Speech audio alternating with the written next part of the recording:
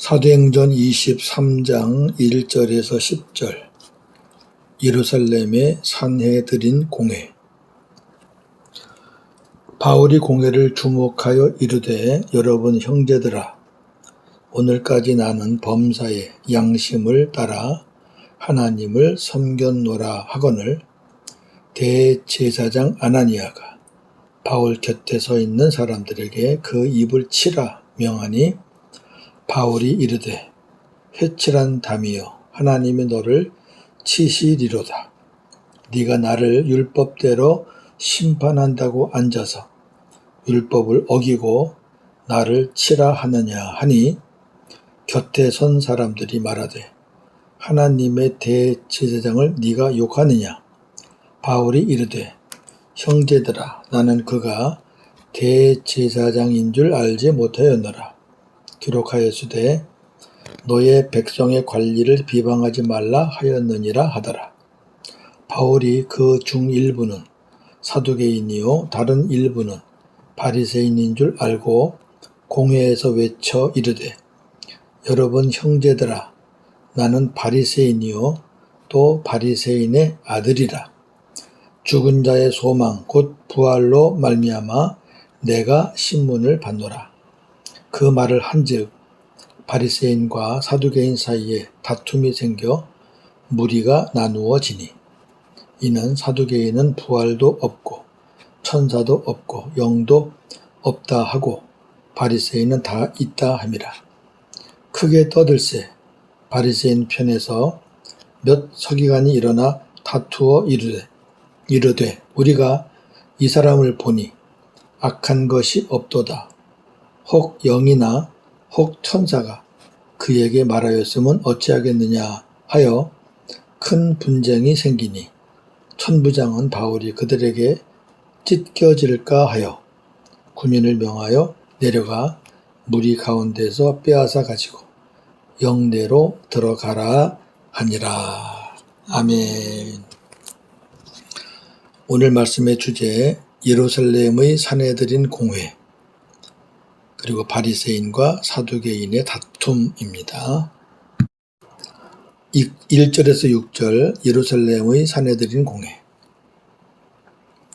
바울이 공회원들을 주목하며, 형제 여러분, 나는 오늘까지 범사의 양심을 가지고 하나님을 섬겼다고 말하자, 이 말을 들은 대제사장 아나니아가 바울 곁에 서 있는 사람들에게 바울의 입을 치라고 명하였습니다. 왜 입을 치는 거죠? 말하지 못하게 쳐라 그 말이에요. 입을 틀어막아라 그 말이에요. 이에 바울이 그에게, 회칠한 담이여, 하나님이 당신을 치실 것이다.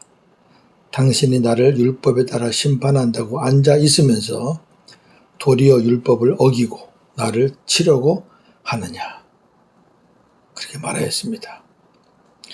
그러자 곁에 서 있는 사람들이 바울에게, 당신이 하나님의 대제사장을 욕하느냐고 하자, 바울이, 형제들아, 나는 그가 대제사장인 줄 몰랐다. 성경에 기록하기를 너의 백성의 지도자를 비방하지 말라고 하였다고 말하였습니다. 여러분, 과연 바울이 아나니아가 대제사장인 줄 몰랐을까요? 대제사장은 입는 옷이 달라요. 아무리 바울이 눈이 좀 안 좋다고 해도 그 상석에 앉은 사람이 대제사장이라는 것을 모를 리가 없지요. 알고 한 겁니다. 예, 알고. 그러면서 곧 또 분위기를 전환시키잖아요. 아, 몰랐다. 하나님이 그 관리들을 비방하지 말라고 했는데 하면서 슬쩍 넘어가는 거죠. 바울이 공회원들 중 일부는 사두개인이요 다른 일부는 바리새인인 줄 알고 공회에서 큰 소리로, 형제 여러분, 나는 바리새인이고 바리새인의 아들입니다. 나는 지금 죽은 사람들이 부활할 것이라는 소망 때문에 지금 바울이 전하는 게 부활이잖아요. 예, 부활. 그 소망 때문에 나는 신문을 받고 있습니다. 이 말은 내가 예수님의 십자가와 부활을 전하는 것 때문에 신문을 받고 있는데 십자가는 뺐잖아요. 지혜로워요. 십자가는 빼고 부활만 얘기한 거예요. 그러니까 이제 바리새파하고 사두개파가 있는데 바울은 이제 바리새파에 쓴 거죠. 자기도 바리새인이니까. 그럼 그 뒤에 일어날 일이 재미가 있을 것 같습니다. 7절에서 14절 바리새인과 사두개인들의 다툼. 바울이 이렇게 말하니 바리새인과 사두개인 사이에 다툼이 일어나고 무리가 나뉘어졌습니다. 그 이유는 사두개인은 부활도 천사도 영도 없다고 하는데 완전히 육신적인 사람이죠. 사두개인은. 정치꾼들이에요. 돈 많은 사람들. 바리새인들은 그것들이 다 있다고 인정하기 때문입니다. 바리새인들은 부활도 믿고 천사도 영도 믿어요. 결국 이 일로 큰 소동이 일어났는데 바리새인 편에서 서기관 몇 사람이 일어났어요. 그러면서 다투어 말하기를 우리가 이 사람 바울을 보니 악한 것이 없다. 지금 바울이 말하는 것이 영이나 천사가 그에게 말하면 우리가 어찌하겠냐. 이렇게 하면서 바울의 편을 들었습니다. 이러한 상황을 만든 것은 공회를 주도해가는 사도 바울의 지혜입니다. 지금 보세요. 공회를 주도해가요. 대제사장도 한번 탁 꺾어놓고, 네. 그리고 사두개인과 바리새인을 싸움을 붙입니다. 공회에서 큰 분쟁이 생기자 천부장은 바울이 그들에게 찢겨질까 염려하여 잡히면 이제 큰일 나잖아요. 죽이라 그러니까. 군인에게 내려가서 무리 가운데서 바울을 빼내어 병영 안으로 들어가라고 명하였습니다. 자, 바울을 신문하는 공회는 예루살렘의 산헤드린 공회입니다. 산헤드린 공회는 71명의 회원이라고 알고 있죠. 그 의장 하나와 회원 70명입니다. 이스라엘 종교 재판의 최고 회의로서 진실과 정의의 마지막 보루이기도 한 곳입니다. 하나님 말씀에 따라서 재판하는 곳이에요. 공회의 구성원을 보면 대제사장, 장로, 사두개인, 바리새인들입니다. 그 구성원들이 좀 다 달라요, 모양이. 우선 대제사장과 사두개인들은 근본적으로 노선이 다릅니다. 대제사장은 물질과는 거리가 먼 성직자이지만 사두개인들로부터 뇌물을 받아 착복하였고 사두개인들은 대제사장의 지위를 등에 업고 권세를 누렸습니다. 또 사두개파와 바리새파 또한 가는 길이 달랐습니다. 사두개파는 율법도 모르고 성경도 일부에서는 이렇게 자기들도 이제 경건을 따르겠다고 가지고 다니기도 했대요. 근데 이 사두개파는 모세 오경만 믿어요. 그러니까 구약의 모세 오경 책만 들고 다녔다는 그런 기록이 있습니다. 모르는 거죠. 뭐 자기들이 믿어서 갖고 다니는 건 아니에요. 율법도 모르고 영과 부활과 천사를 부정하는 육체적인 사람들이고 바리새파는 하나님을 섬기는 율법주의자로서 영과 부활과 천사를 인정하는 사람들입니다. 이들은 각자의 노선을 걷다가 다르잖아요. 완전히. 신앙적으로 달라요. 신앙적으로. 근데 서로에게 이익이 생기는 일이 생기면 상부상조하는 물질과 권력의 야합 집단입니다. 그 대표적인 일이 예수 그리스도를 죽이는 것이었습니다. 그 모습이 지금 또 일어나는 거예요. 그러니까 사내들인 공예가 진실과 정의를 실행해야 하는데 세속적으로 변질되어 있다는 거예요. 그러기에 바울이 나는 지금까지 범사의 양심을 가지고 하나님을 섬겼다. 여기 지금까지는 주님을 만나고 지금까지죠. 예, 그 전에는 바울은 그 전에 자기는 죽었다고 믿는 사람이니까 새로 새 사람이 되어서 지금까지 그런 얘기죠. 그렇게 말하자 양심의 가책을 느낀 대제사장이 왜? 바울이 양심을 가지고 하나님을 섬겼다고 하니까 대제사장의 양심이 찔릴 거 아니에요. 왜? 맨날 해먹었으니까. 그러니까 더 이상 듣기 싫으니까 입을 치라고 했거나 아니면 바울이 하는 말이 율법적으로 망령된 말이라고 여겼기에 무슨 말이냐면 어떻게 하나님 앞에서 떳떳하게 자기가 온전하다고 말할 수 있는 사람이 율법에는 없잖아요. 근데 감히 지가 하나님 앞에서 나는 당당하다고 말하니까 저거 망령된 소리 한다고. 그래서 입을 막았든지 둘 중 하나입니다. 아니면 두 가지가 다 해당되든지 입을 치라. 그러자 바울이 대제사장을 향해 이렇게 말합니다. 회칠한 담이요. 무덤의 담이에요.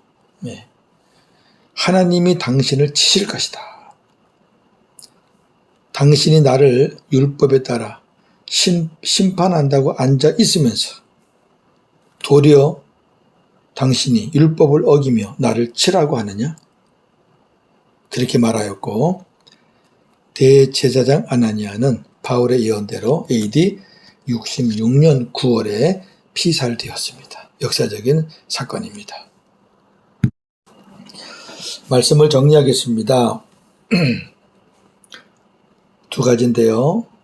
첫째, 대제사장이 바울의 말 듣기를 싫어하듯이 악인들은 진실된 소리를 듣기 싫어합니다. 신앙 공동체 안에도 특히 율법의 매인 자들은 진실의 소리를 듣기 싫어합니다. 오늘 이 대제사장과 똑같아요. 대제사장도 율법주의자예요. 구약의 미가야 선지자가 하나님의 뜻을 전하자 거짓 선지자 시드기야가 미가야의 뺨을 때리는 사건이 있습니다. 왕상 22장 23절 24절 이제 여호와께서 거짓말하는 영을 왕의 이 모든 선지자의 입에 넣으셨고 또 여호와께서 왕에 대하여 화를 말씀하셨나이다. 이렇게 미가야가 말했어요. 그랬더니 그나아나의 아들 시드기야가 선지자예요.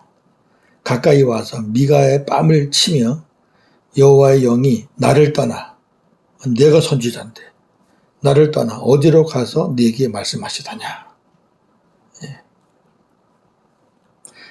또 예레미야 선지자가 하나님의 뜻을 전하자 제사장 바스홀이 제사장이에요. 바스홀이 예레미야를 때리고 가둡니다. 예레미야 20장 1절에서 2절 임멜의 아들 제사장 바스홀은 여호와의 성전의 총감독이라. 높은 사람이에요. 성전의 감독이에요. 총감독. 그가 예레미야의 이 일 예언함을 들은지라.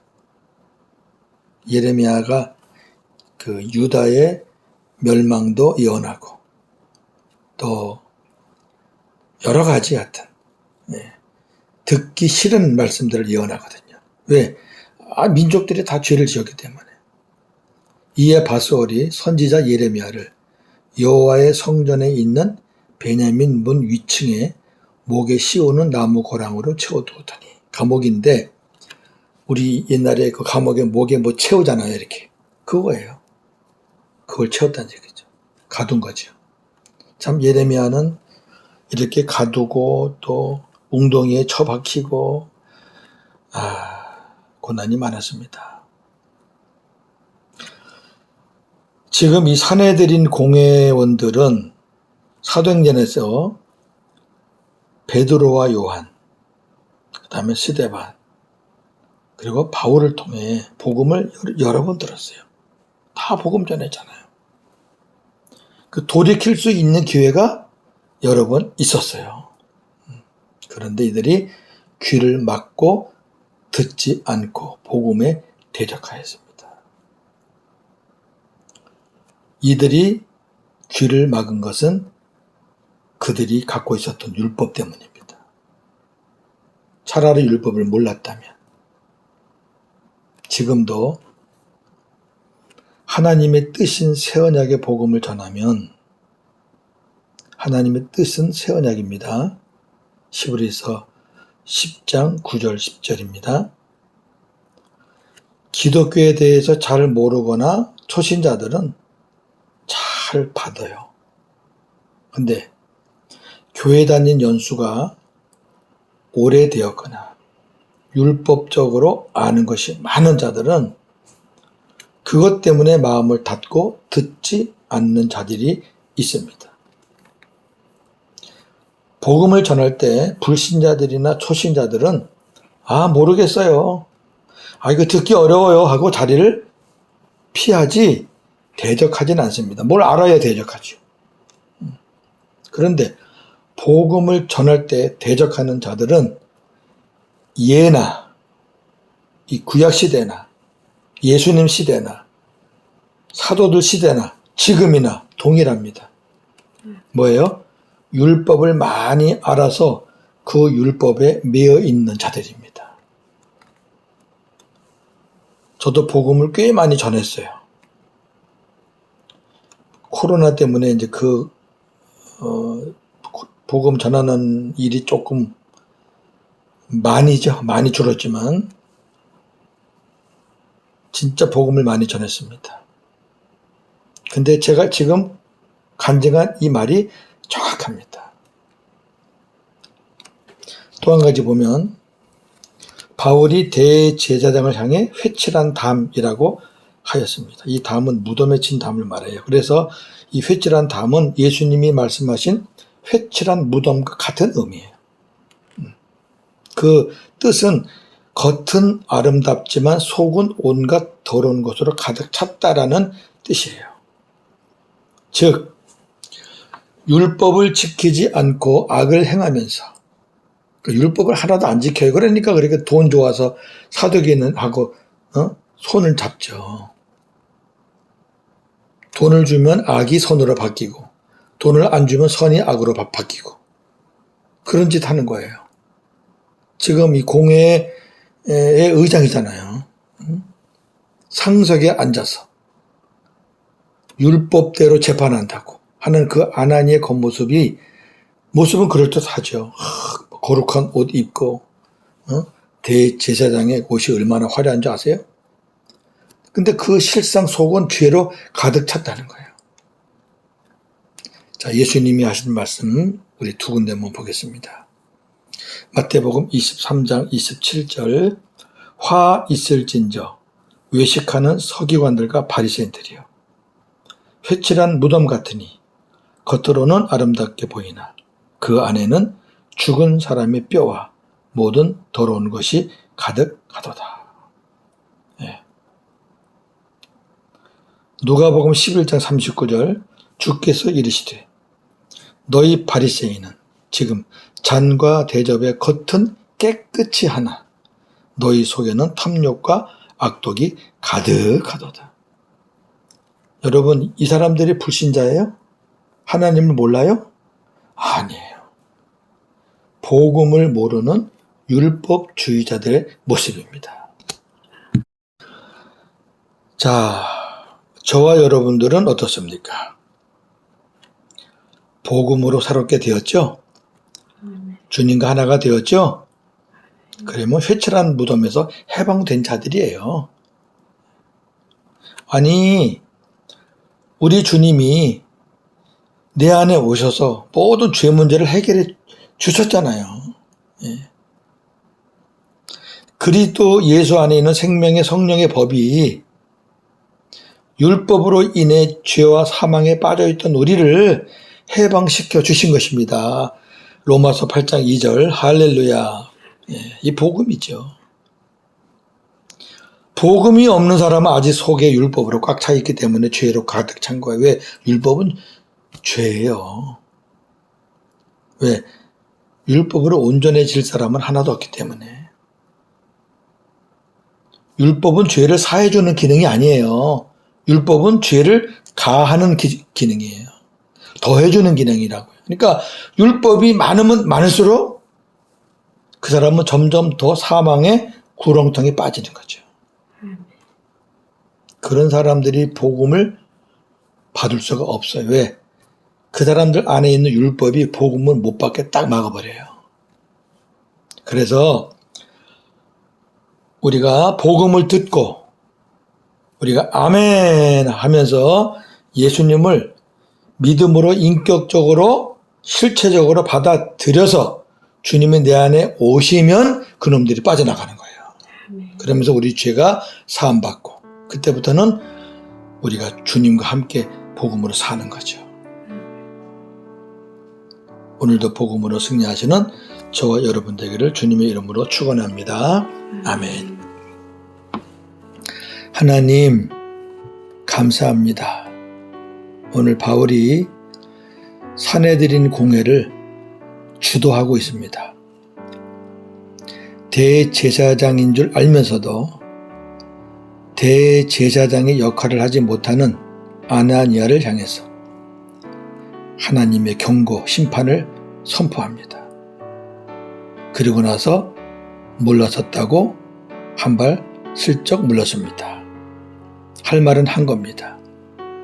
또 사내들인 공회의 구성원들을 잘 알고 있는 바울이었기 때문에 사두개인과 바리새인들이 틀린 것을